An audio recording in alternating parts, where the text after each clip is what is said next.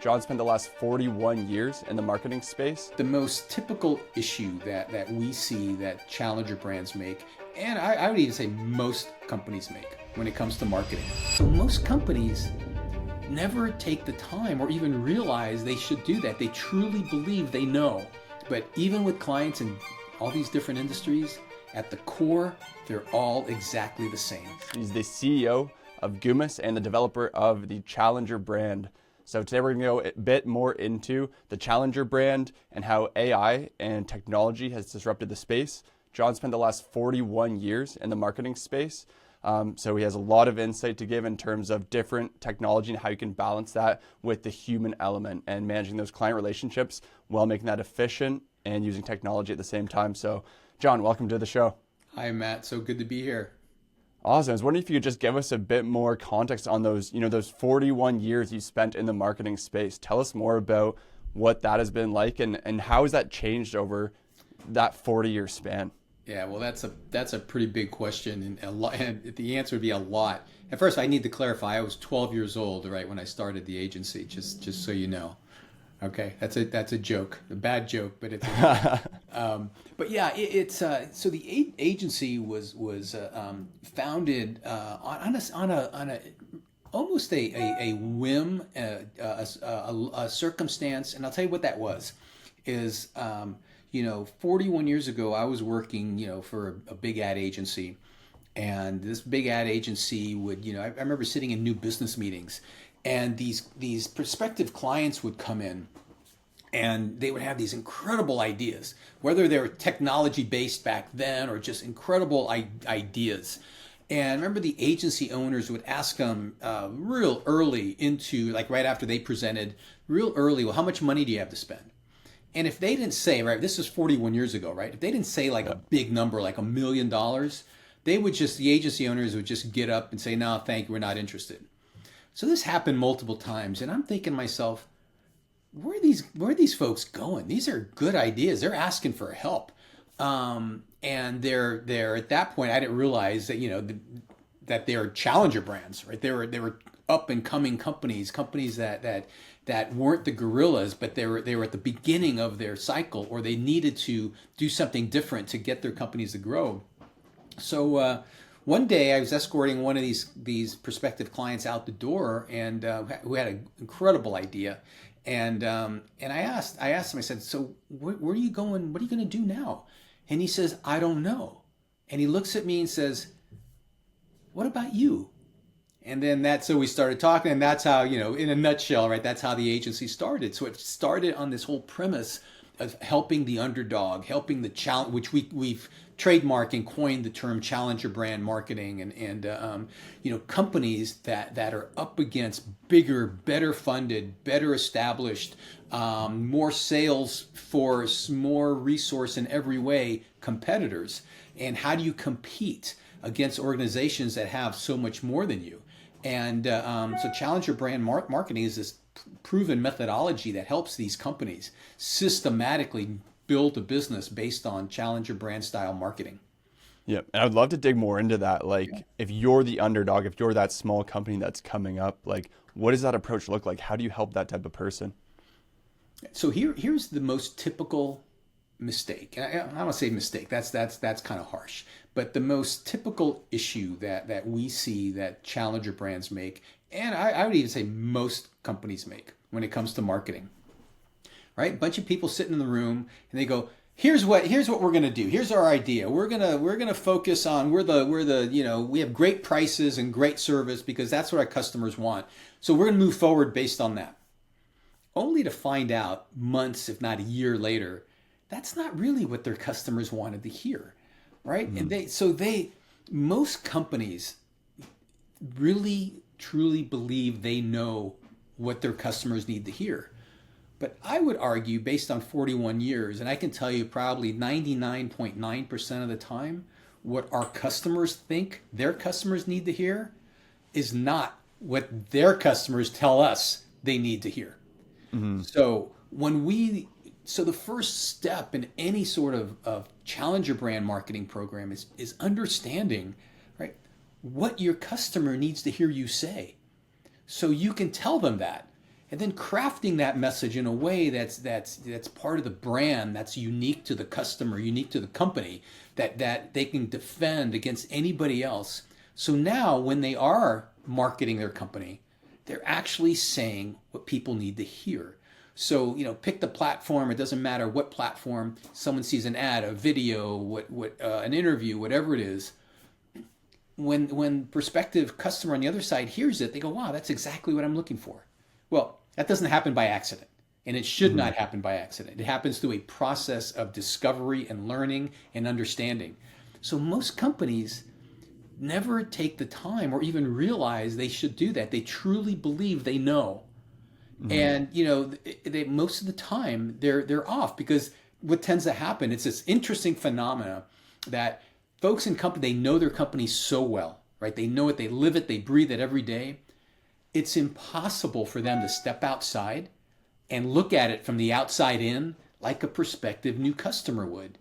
And by the way, when you're that prospective new customer, when they're searching for something, let's say, will give you 7 seconds maybe, to convince them that you're the right offer for them, or the right product, or the right service for them. If you don't do that within that short period of time. So that's really what it comes down to, right? Challenger brands have to approach this with the mentality that they cannot guess, they cannot assume, and they get one shot at being successful. So they better damn be right, because you don't always get a second chance, because it can be an expensive second chance. And that process of discovery, like figuring out that market and message fit, almost like, how do companies know when they've gotten that right? Like, you do a lot of testing and then at some point it just starts to click, or what does that transition really look like from being kind of lost on the messaging into, messaging that really resonates with their target audience? Yeah, really, really good question. And it comes down to how you, because the way we gather data is we interview customers, we interview people, we talk to them one-on-one on the telephone. And I'm not sure if anyone remembers a telephone. It's this thing you pick up and you can actually talk to another person. But it's the reason we do it on the telephone and not on Zoom or not on FaceTime or not is because people will be more honest with you when they don't look you in the eye. And the key to challenger brand marketing discovery data is getting the truth, the real reason. Because here's what tends to happen. All right, and I'll give you an example of, let's say, a survey, an online survey. We've all done the online surveys. I'm not a big fan of online surveys because people check the boxes. That's close enough, close enough, close enough. Well, that's the worst thing that they can do for you, right? Because they're taking you down the wrong path. They're not giving you what we call the truth. Focus groups are very similar, right? You get one or two people that kind of, they might influence other folks, or if other folks get influenced by others in the group. So you're not really getting the real reason. So what we do is we talk to people one-on-one, privately, individually, and ask them a very unique type of question designed to pull out from them the real reason. And each question builds on the next question. And they're not typical questions. They're questions really designed to pull out the emotion of that individual, because it's within the emotion of an answer is where you get the real reason, the truth. So if we're confident that when we go through this questioning process, and it takes about 20 minutes, when we go through this questioning process, we're extracting what we need to know, because we're checking and balancing as we go, because we know. So we take that data, and we don't have to interview a lot of people. So we look at the commonalities in the answers, and there's many. And within those commonalities of the answer lies the true essence of that organization, the true reason why those customers chose to use that company versus the competitive options. So, and then, with that in hand, of course, it's always testing, it's always optimizing, that will never go away. You never want that to go away. But what you do with our process is, instead of starting at, I use a baseball analogy, right? Instead of starting at first base, you're starting at third base. And all you're doing is you're just doing fine tweaks versus, overall, larger changes. And so, you don't want to do that, because that's an expensive process too. So you're like basically after that initial discovery process, you have a good idea on what the messaging should look like after digging into We the pain and the actually, yeah. emotion, and then you have way less A/B testing. You're not as lost, so then it's like tweaking it from there to see what actually works, right? Yeah, you're always A/B testing, but you're not A/B testing in a large scale, right? You're A/B testing really minute detail.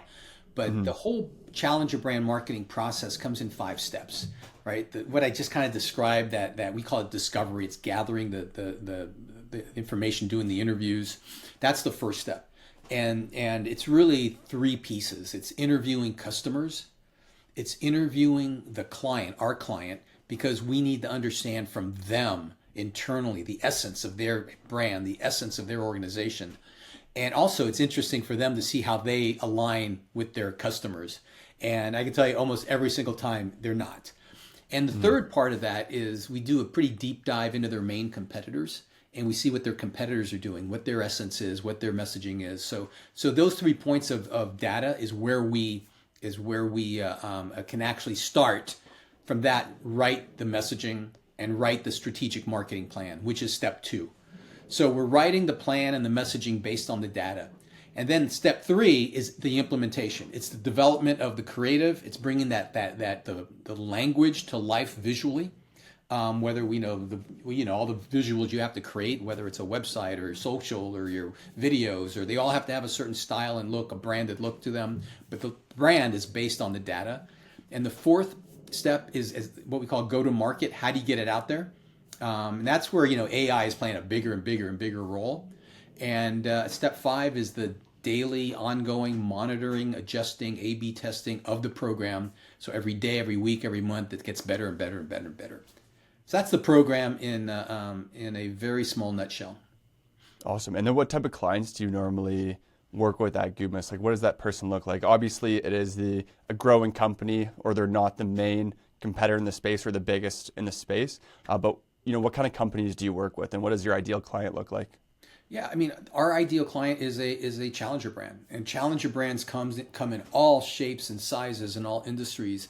Like, for example, Pepsi, right? Pepsi Cola is a challenger brand to Coke, right? So it's not people, it's not a tiny place in someone's garage necessarily, right? Although they certainly are, but it's either companies that are launching, or in many cases it's companies that just find themselves, they're not doing as well as they used to, or that there's a competitor that's come in that's starting to take business away from them, or the market in some way has shifted and their company is no longer growing the way they want it to. So it's a lot of it is going into existing companies and helping them reevaluate what they're doing, and it's startups as well. So it's really everybody, and I take it back. It's not everybody. It's every challenger brands, and we have clients in so many different industries. But even with clients in all these different industries, at the core, they're all exactly the same. At the core, they might be selling to different people, but the core, they're exactly the same, and they need to understand that they are challenger brands. And they need to understand that they need to approach branding and marketing in a different way, not a traditional way. Mm-hmm. Interesting. So it's always built around that like human brand message, what actually resonates with the people that they're trying to sell to, right? Yeah, exactly. Because I think most people, when they think of marketing, they think of the execution, right? Where should I put this? Where should I place it? Should it, should we be on Instagram, Twitter? Should we be on, podcast? Should we be on YouTube, Shorts? The list goes on and on and on and on. That in our world, that's step 3. Actually, I take that back. That's step 4. And most people don't realize that the most important thing to any marketing plan is your message. Because at the end of the day, right, the message should be one human being talking to another human being. Even though on one side that human being is a company, but it should have a tone and impact and feel of being sincere and believable and credible.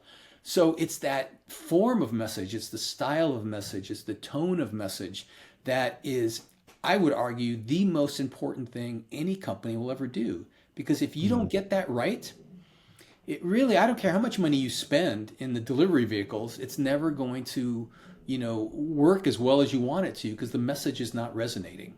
Mhm. And that brings me to a really interesting point too, because you touched on AI entering the space, and I'm sure you've seen a whole evolution of technology over your 41 years in the space. How do you kind of balance that technology and that AI while retaining that human element and triggering that emotion in the messaging that you have for your brand? Yeah, I think that is probably one of the biggest industry shifts that I've seen in all these years is going to be that. And the thing about AI is if we have this exact conversation 3 months from now, or maybe even a month from now, it will be completely different, right? Because AI is Mhm. changing that quickly. Um, but you know what I will ask you. So let's say if I sent you a note after this, thanking you and just saying what a wonderful interview it was and how great it was. And you learn later that I didn't even create that message. It was AI generated. How would you feel? How would you feel about me if you found out that I did not take the time to write you that note personally, but you kind of found out afterwards it was written by, by AI? You'd probably Yeah. feel a little, I don't know if bad, but you'd kind of feel a little betrayed, or you wouldn't. I would certainly not be as sincere in your eyes as I should Mhm. be. So right now, this moment in time, like I said, with the caveat I said, things change quickly. I when it comes to messaging, AI can help, but your customers still need to feel that your message is sincere and it's been written by a person and it's believable and it's credible and that may change in the future as AI gets better and better and better. But I would say if someone ever found out that your messaging was created by AI, you may have some explaining to do, and that could turn into a bit of a PR issue for you. And do you think that'll shift? Right now it's still very new, and I completely understand like it feels artificial or it feels like almost ingenuine. You get an AI message. Do you think that will shift, or do you think humans will always be the same? Like that nothing will ever change for that human to human interaction and the authenticity behind it? Yeah, really, really smart question. And my opinion is, at the end of the day, I don't think that will ever change. I think humans are humans, and humans like to talk to another human. Think of your friends, any friend you have that sends you a note for something you did, and you find out they didn't even write it, or you found out they didn't care enough that they just plugged it in and AI sent it to you. That may change, right? Humans change. I always feel in my heart at some point there's going to be some element of the human to human touch that needs to Hmm. be there, and Hmm. or at least you got to hide it pretty well. Yeah, 100%. Well, so I'm actually curious, like where in Gumas, like where in your agency right now are you having success? Because I know you said maybe in the rollout or fulfillment of getting that message out there, that you guys have been using some AI tools. Like what does that actually look like, and where have you had success using it? Yeah, really, in data analytics has really been where we've been using it, and we have the capability of when we're helping our clients find new clients, we'll go and purchase various data sources of individuals, and we'll be able to pull a propensity for these people to purchase something. So let's say they're in the market to buy or to get a home loan. Let's say Hmm. we're working with a bank or a credit union, and they want to sell loans, home loans, or they want to sell car loans. Well, before you kind of get it out there on Facebook and hope someone who's in the market for a home loan will or a car loan will see it, and or what we do is we use AI to get this, you look at this data, and we can pull out from that, based on all these different criteria, people who are now, you have a propensity to either need, want, or shop for one of these loans currently or sometime in the future. So now we Hmm. can feed these messages to these people while they're, before, and while they're in their decision making process. So we can get our clients' products and services in front of them, So that's where we have seen it just be incredibly useful, because that's just, it just speeds up the process, and obviously, and gets us pretty good data. So you think that data piece, like the actual tracking, the attribution, everything behind spreading the message and figuring out what's working, that's where you guys have really seen the biggest lift? Yeah, exactly. Awesome. And where do you kind of see it going into the future? Obviously, it's hard to predict as the technology evolves because it changes so quickly and stuff, but like, where do you see that shift in the next few years? Wow. I wouldn't even say next few years. I would say the next few months, probably. It just seems like, right? It's happening so quickly. And the fact that it is happening so quickly is a little scary for me. And it's a little scary for our clients, because when something happens so fast, it doesn't have a chance to find its natural footing, right? And I think what you're going to see over the coming months and years, a lot of players, a lot of activity, a lot of different tactical options out there. But over time, a lot of those are going to shake out.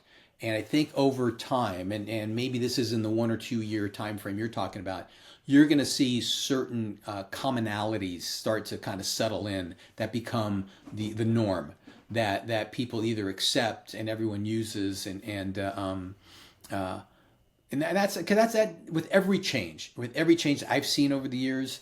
Granted, this one is probably the most impactful one ever. You always have that settling effect, and I think that's gonna happen as well. But again, with this one's so hard to predict. It's so hard to predict because you just don't know where it's gonna go.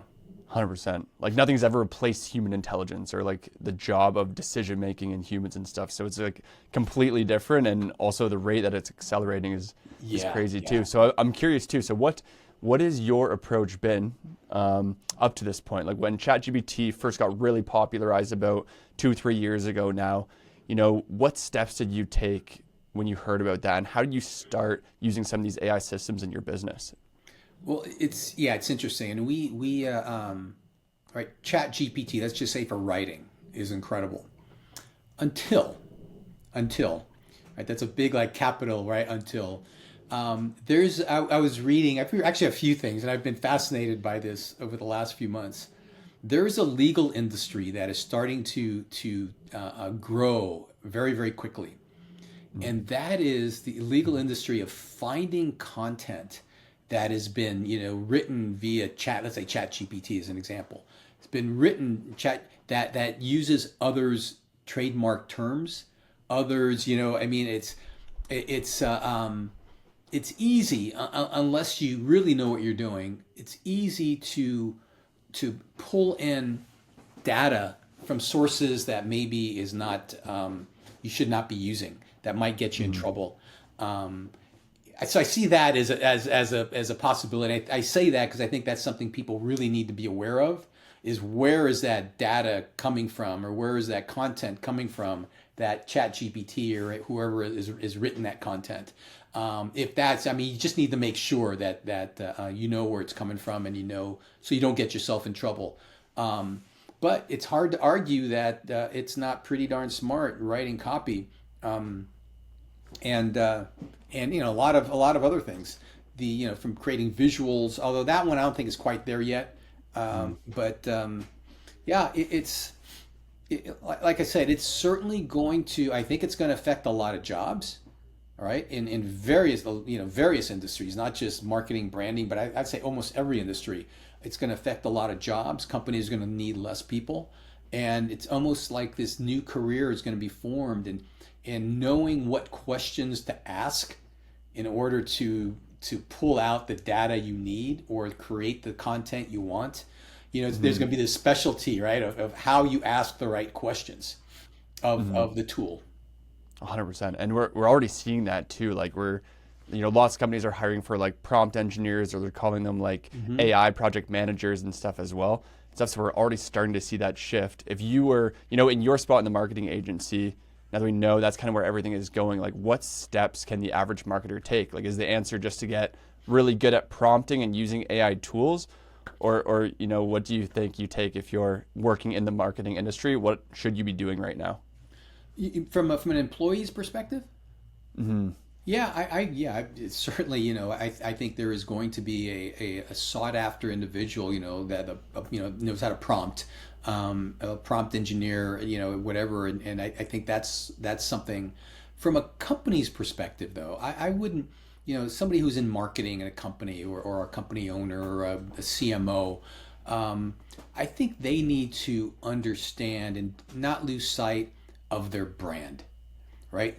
The essence of their brand, what their brand really stands for, what that message truly is, what is their unique position in the marketplace, and understand that and not deviate from that. And use AI to help you promote that, but you still have to truly understand it. I don't think AI can create the essence of who the brand is, the emotion behind the brand, the human part of that brand yet. But so I think marketers need to they need to control that. Maybe how you get it out in the market sometimes, and how you execute in some applications, AI has a place and can help. Data and all the things we talked about, but in terms of just knowing and articulating the essence of your brand and keeping the emotion and keeping it in a human context, I think that's got to be a priority. And right now, I don't think AI can replicate that yet. Mm-hmm. So like retaining that human element, like the core brand messaging still being developed by a person who really understands the wants, needs, fears of the customer. Yeah. And then using AI to distribute that message, across channels, analyze, what's working, what's not, that sort of thing. That's where you see where you see it going. This might be a really dumb example, but let's just say, okay, you and I having a conversation. Let's just say you learned after this conversation that me right here, I'm not a real person. I'm an AI generated thing talking to you. Okay, just think about that moment, right? That's kind of a stupid example, but in my head, it's the only one I can think of. Think of that for a second. How would that affect your believability in me? How would that affect your trust in me? How would that affect your credibility in me? That there is this AI generated thing and not a human, right? And that's kind of the core of what I'm talking about, right? I think we as people, we understand the tool, we understand it. But at some point, if you find out that someone's been talking to you, or and it's not another person, I just don't know what that reaction is going to be, and that's the part that I'm not sure of. I just don't feel in most cases it's going to be a good reaction, and it's dangerous in that it could really affect the credibility of a company, of a brand, of the essence of who they are. Because once someone starts to lose trust in you, it's really hard to get that back, if not impossible. Yeah. I'm curious too, in your work too, especially because you focus a lot on building the brand.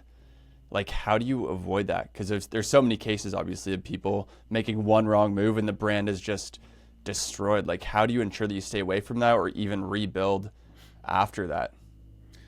Yeah. Well, you got to find out why, and if you build the brand correctly. And part of that it's not only building the brand, but we refer to as companies have to live the brand, so they have to educate everyone in the company about what the brand's about, what the message is, what you stand for. If you do that right, it limits what you describe. But if that does happen, it's a hard one. It's a hard one, and many companies refer to that as crisis management, or depending on what it was and the severity of what happened. But that's not a good place to be. And I see in the near future this idea, what we've been discussing, if someone learns that the content you're creating is AI generated and you didn't tell them, I think that is going to be kind of the new crisis management for a lot of companies is how do you, what does that do to your believability, your sincerity in the marketplace? How do your customers now look at you if you're creating critical content that is not human generated? 100%. And we're already seeing that, and it seems too like the algorithms are already starting to respond negatively to that. Like I've heard about that on the SEO side. Yeah. A lot of AI written content is really underperforming and it's cannibalizing organic SEO placement that they already had. And we're also seeing that a little bit on the other social like video platforms such as like Instagram Reels, where AI generated content, it's still kind of a question mark as to whether it's going to get you, shadow banned or affect the reach of your content and stuff. So it'll be interesting to see where that We're where seeing that the goes. exact thing, Matt, the exact same thing. And if I had a business and I were hiring a branding firm, a marketing firm, I would be a little hesitant right now if that firm said to me, "Yeah, we use AI to do everything." I would probably me personally, I would walk away because to me it's still a personal coming a messaging, right? It's still personal, it's still human based, it's still and again we're seeing some of the ramifications now, especially in all the search issues that it does create. 100%, 100%. And I would assume because you spend a lot of years in the space here, this is probably one of many kind of technological shifts, maybe the biggest, but one of many. What other shifts have you seen in the past? Well, let's see. I don't know how far back you want to go. I don't, this may be before a lot of a lot of your viewers are remember, but there used to be a time before computers, right? That you would have to hand draw things. There would be a time where you would have to create or develop creative by hand and write copy by hand. And then this new thing, desktop publishing came out, and all of a sudden you could start designing on computers, and you could start doing this, and there was a whole industry that thought they were going to go out of business, but it turned out in that case, right? So you can give everyone. So what the desktop computer was is you can give everyone a paintbrush and paints, but it didn't mean they were Rembrandt, right? It didn't mean they were Picasso. It didn't mean but you had the tools. So I think that's the same. When change is hard for anybody, it's hard. But I would say the bigger issues, and I think there are always going to be these issues, are the economic issues. The recessions, that sort of thing that every company needs to be prepared for. 100%, 100%. And so when you say the tools that have come out in the past, the introduction of data, prior to AI as well, it's just been a tool that's made marketers more effective, but you still have to retain that brand message and that human element. Is that how you think about it? Yeah, and I would say digital marketing was a massive improvement, and I think it was a massive advantage to advertisers, because agencies prior to that, all right, they would use conventional vehicles, right? Conventional media, television, radio, newspaper, billboards, on and on and on. There was no way to really track. Right? You couldn't track down to the dollar ROI on, you couldn't tell exactly what it delivered. There's a famous saying, an old guy years ago, was probably in the 30s or 40s. He had a bunch of department stores, and his name was John Wanamaker, I believe, if that's right. And they would ask him about advertising, and he would say, I know 50% of my advertising doesn't work. Yeah. I just don't know which 50%. All right. So, but the point is, he couldn't track it. The way he would track is, I see more people in the store. It feels like there's more stuff happening, so it must be working. Whereas now, right, everything we do, everything you do, everything is digital. And when it's digital, you can track everything. Not only just the traffic, you could track someone's, their cycle through your process, from inquiry to purchase. So where they're going, what they're doing, where they came from. That's a huge breakthrough. Although it's not a breakthrough, but that it was a breakthrough at the time, right? And now it's so sophisticated, where we can tell clients, you spent $1 million, you got back 4 million, right? We can tell them to the penny what they got for their investment. Mm-hmm. And it seems too, it's you have so much data there, you can track everything down to the cent, and so it's a huge benefit. But I think the counterpoint to that is there's information, ads, people trying to sell you stuff coming from like every direction all the time, right? So, how do you still stand out when there's like this information overload, which, presumably might get even worse as there's AI generated content everywhere and stuff as well? It's like, how do you continue to stand out? Does it really just come back to that, core brand message? Exactly. And that's I'm going to bring this conversation all the way back to the beginning. That's why you go through the process of creating and understanding the message and understanding the essence of your brand, because that's what breaks through the clutter. Because today's world is so much more cluttered than it ever was, and that's why your message has to be laser focused in terms of you have to say exactly what your potential customer needs to hear you say, and you got a very, very short window of time, seconds, to tell them that. And so yeah, that's why it's even more important than it is ever, and that's why I think that's why that human touch is probably going to be with us for a long, long time, if not forever. 100%. And it's interesting too when you say like you have a few seconds to convey your message. That is almost like an emotional trigger to your customer. Do you then adapt that for like different levels of awareness and stuff? For example, like, because if you have like a target ICP and stuff, I would assume within that ICP, especially if they're a bigger company, person to person is going to change a little bit. How do you kind of have a core brand message, but then make sure it speaks to like a wide group of people? Yeah. Well, think of the great brands of the world. Let's just take Nike, for example, right? Nike, great brand, right? Their brand and their tagline is just do it, right? Just do it stands for, if you're an athlete, no matter what kind of athlete you are, you're a triathlete, you're a runner, you're a men's runner, women's runner. It goes on and on and on. They have multiple categories of product to your question. But the brand is, if you are serious, right? You are serious about doing the best at whatever sport you participate in. You want Nike because this idea of just do it, this quality, this what you can trust. So now with that brand, if they're selling shoes, running shoes to women, that's a slightly different message, but it still connects to the brand. Or if they're selling a male triathlete, that's a slightly different message and a different audience. So if you have a brand and you do it right, it doesn't matter what you sell, it should all connect back to the core message of who you are. Because you think of like Rolex watch, they don't sell watches, right? They sell luxury, right? They sell status, right? So it's truly understanding, and most businesses don't realize, they think they sell products. Most businesses don't sell a product, they sell something else. And that's the brand, right? You got to truly understand what it is you're selling. So then your products can kind of connect to the brand, because you don't want to become a product first company. You want to become a brand first company. 100%. And yeah, what's the difference between a product first and a brand first company? Yeah, in the Nike example, right? They're just talking about women's shoes. They're talking about women's shoes. It's hard to sell men's shoes. It's hard to sell, golf clubs. It's hard to sell, anything else.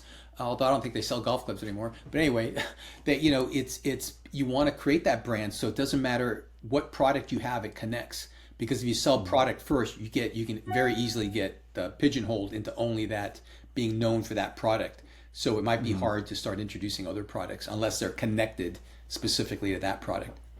Interesting. So it's almost like the association in the person's mind when they think of that. When they think of Nike, the association is broad, but also like in a positive light. Like for Nike, it's like work hard, just do it, right? Or Rolex is status, wealth, I'm important, that kind of thing. So it's almost creating a positive and I guess broad enough association in that person's mind. Yeah. Is that how you'd put it? Yeah, think of all your favorite brands. They stand for something, right? They stand for something. And what they stand for connects to their products, right? So you never question any one of the products they have because you can trust it, it's what you want. But the great products of the world have gone through a very rigorous process to understand that and to learn that, so they can articulate it in a way that would attract you or whoever else they're targeting. 100%. Awesome. Well, yeah, that was like really good chat. Glad we got to dig into the challenger brand stuff. Is there anything else that you'd want to add regarding, for our audience who predominantly marketers, companies looking to grow, and stuff, and then people that are interested in technology and how that feeds into growing their company. Is there anything else you'd want to add to the conversation we've had today? No, I would just, the only thing I would just really emphasize, don't assume and don't guess, right? Don't assume and don't guess. Make sure you know beyond a shadow of a doubt exactly who you are, what you do, what makes you special. In other words, what makes you different from all your competition. And the most important part, what's in it for the person you're talking to? What's in it for them? Those four questions are the essence of a brand. And make sure you know, and you're not guessing, but you know exactly how to answer those four questions, and take your personal feelings out of it, and really understand how you fit in the marketplace. Because if you can own a niche in the marketplace, you'll be extremely successful. Love it. Love it. Awesome, John. Thanks so much for your time today. It was awesome to go into all of your past experience, what you think about AI and everything. I really appreciate taking the time and coming on the show. Thanks, Matt. You were great. Really enjoyed it.